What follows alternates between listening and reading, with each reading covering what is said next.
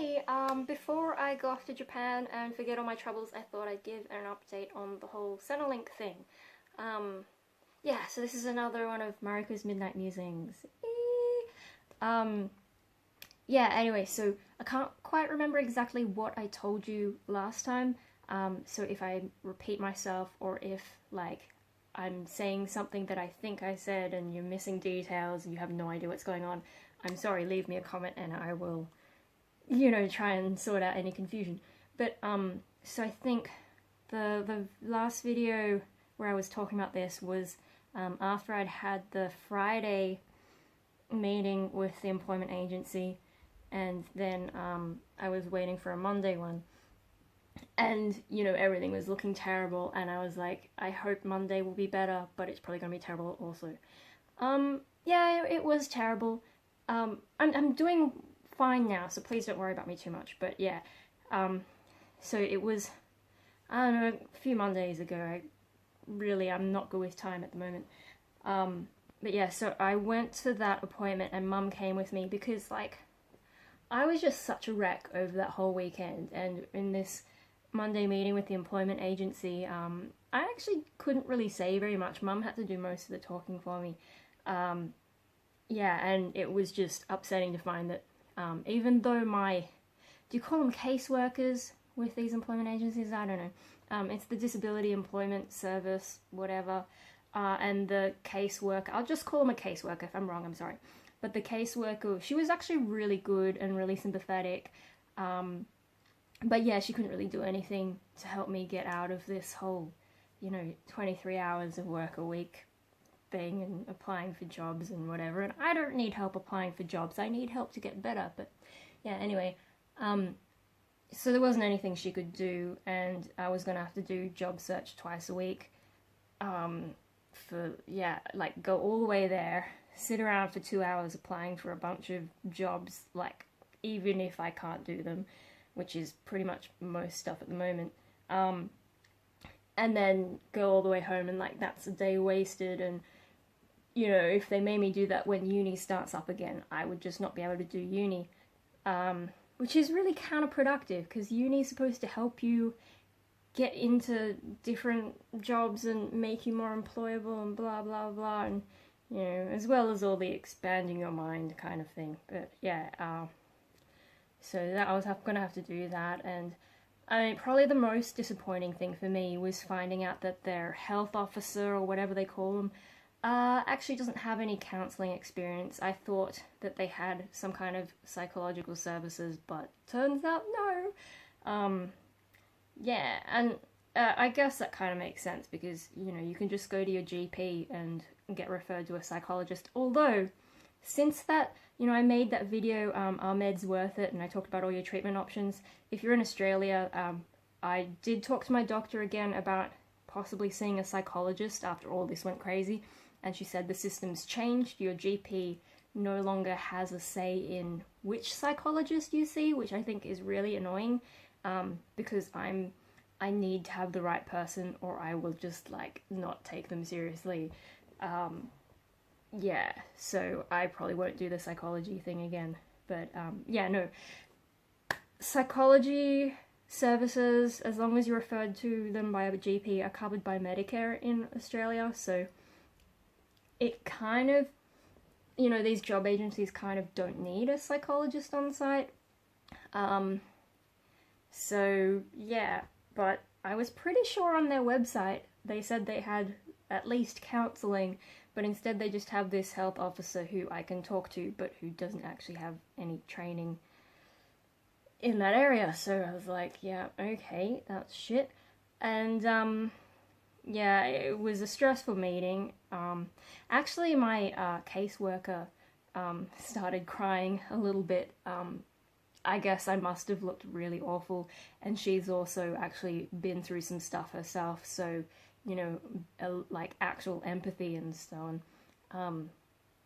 Yeah, so, I'm grateful to her for trying, but after that I had that blood test thing happen, and since then, things have been a bit weird for me, health-wise, in a good way overall, I think.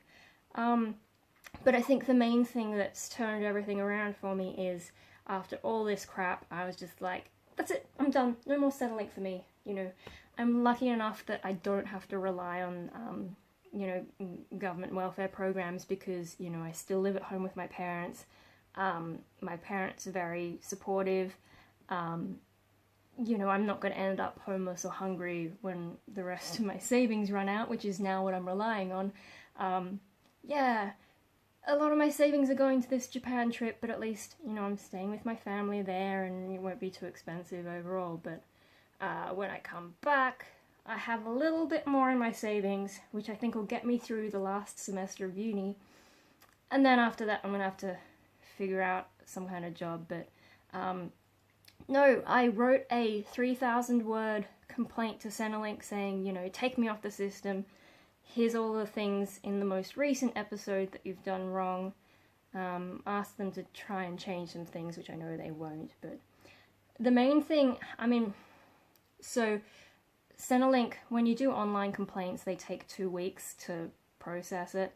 But, you know, it's impossible to call them. If you know anything about Centrelink in Australia, the average wait time was about 40 minutes, but whenever I've called, and, you know, I've had a lot of anxiety calling them, so I don't like having to wait on hold for ages, but I could be on hold for like an hour, and then it just drops out. I don't even get anywhere, the line just stops. I'm like, I waited an hour. So, yeah, I just stopped trying to call, and yeah, I started using their online complaint system. And the good thing about that is they call you, you know, so you don't have to wait. You just have to, like, you have to wait 2 weeks, but at least you're not on hold and you can actually do things productively with your time instead of sitting there, you know, getting more and more anxious about whether or not they're going to pick up the damn phone. So yeah, it'll take them a while to get through to my complaint. In the meantime, you know, I was supposed to turn up on Monday this week and Thursday this week for job search, and I just didn't go. I sent an email to my caseworker telling her, look, I've decided to get off New Start, cancel the whole Centrelink thing.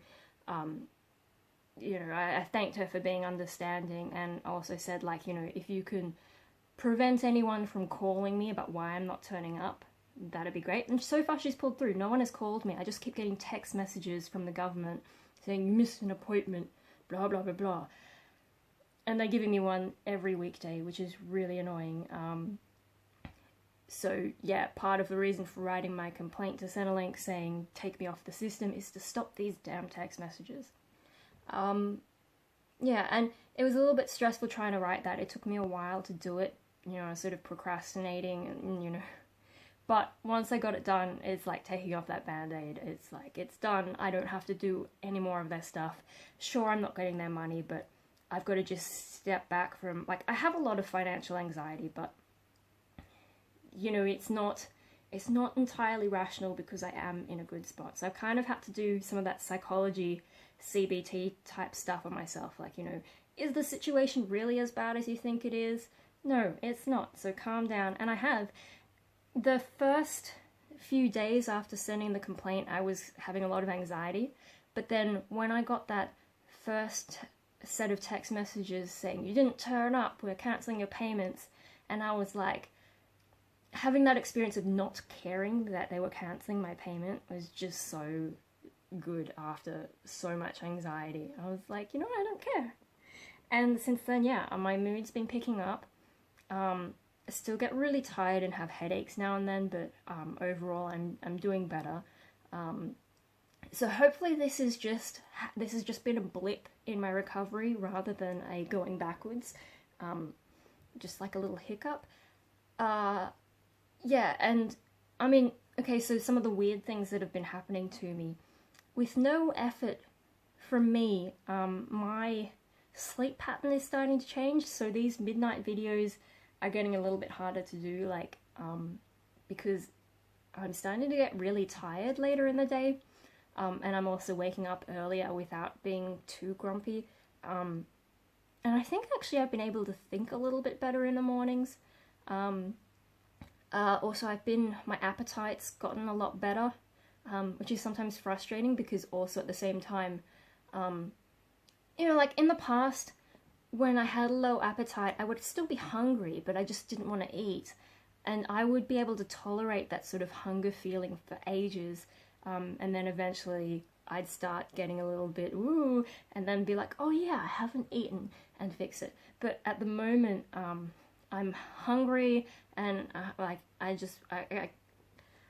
get that sort of woo feeling a lot faster. I'm like, wow, I really need to eat something, and I only ate 2 hours ago. What's going on?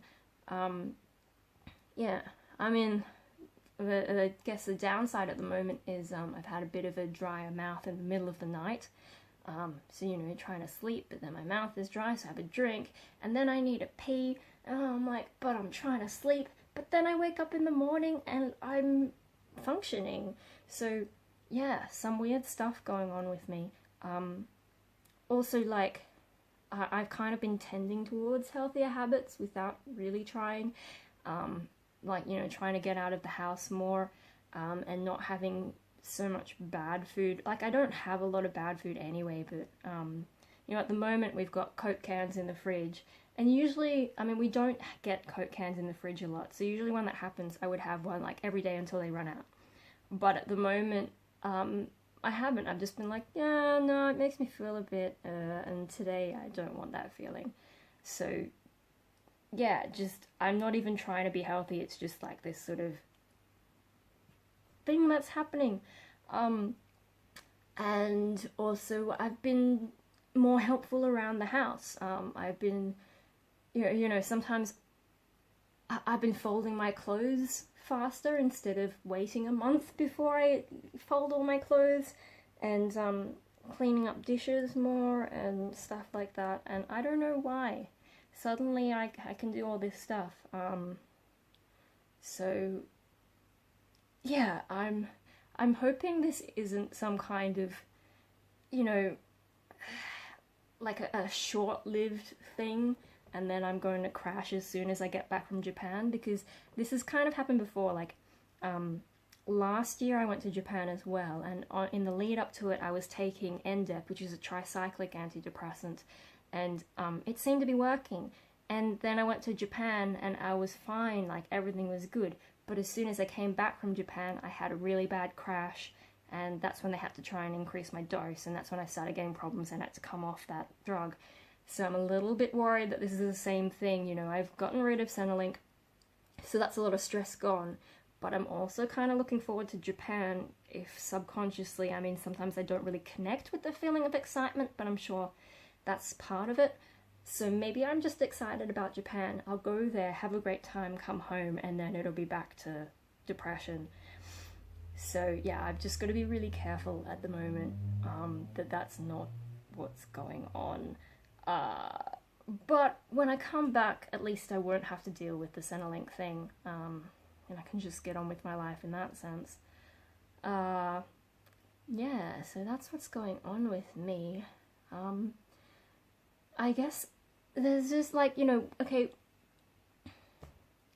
at some point remind me to talk about the whole simulation theory of existence, because, like, I don't know, I understand the mathematics involved in why we're probably in a simulation, but, I find the fantasy side of that to be more interesting, and I have this sort of fantasy idea about why my personality changes all the time, and it's, like, complete bullshit, but it's kind of fun to think about.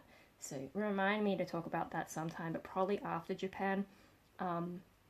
Oh yeah, like, leave me comments if there's somewhere you want me to go in Tokyo. I'll try, but, juggling things that I've already got booked and family stuff.